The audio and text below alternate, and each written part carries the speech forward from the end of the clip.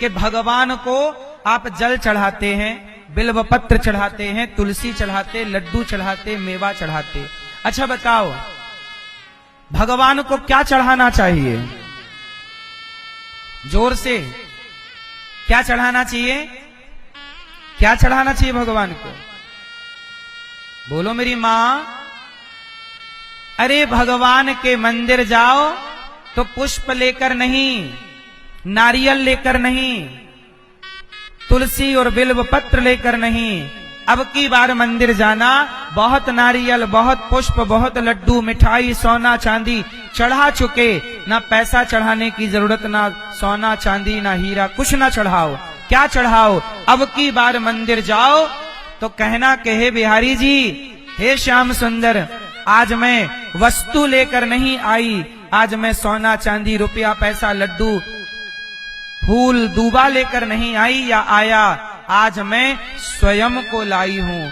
आज तक तो खूब नारियल, लड्डू, पेड़ा चढ़ाया, आज अपने आप को चढ़ा दीजिए भगवान के चरणों में, स्वयं को चढ़ाइए।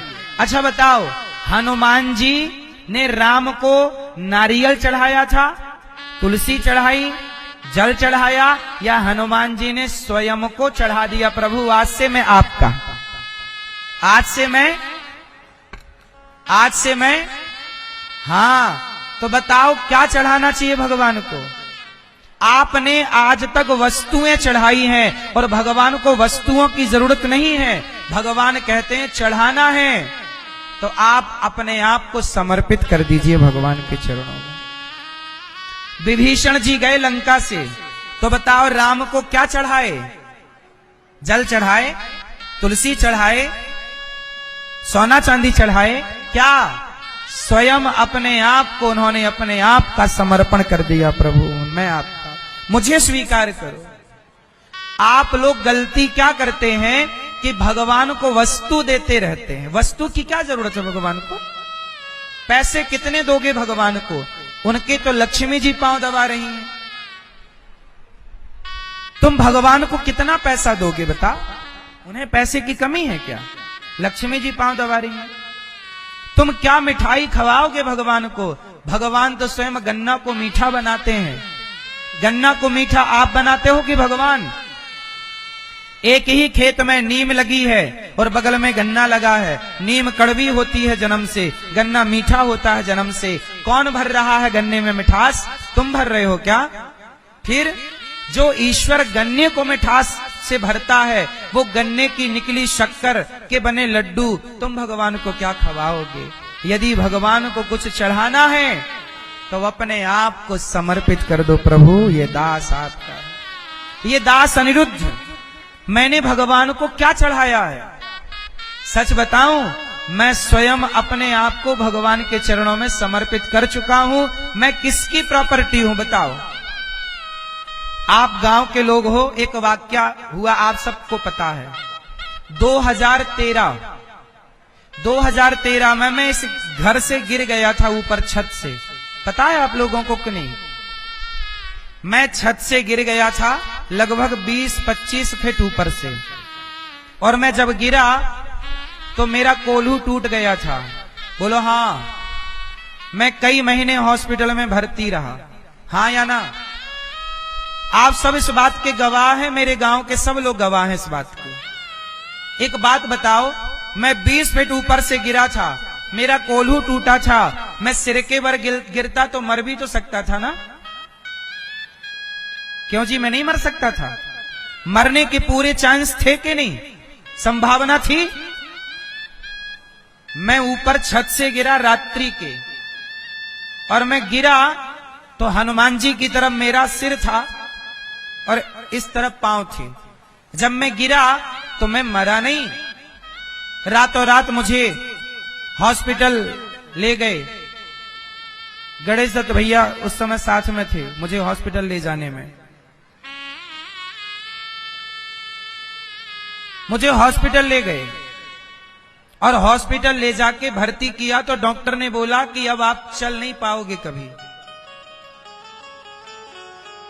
जामदार डॉक्टर बोला चल नहीं पाओगे। क्यों? बोले पांव टूट गया, हड्डी टुकड़े टुकड़े हो गई है, अब जुड़ेगी तो एक पांव छोटा हो जाएगा, एक पांव बड़ा रहेगा, तो लंगड़ापन रहेगा सारी जिंदगी। ऐसा डॉक्टर ने बोला कि आपको लंगड़ापन रहेगा।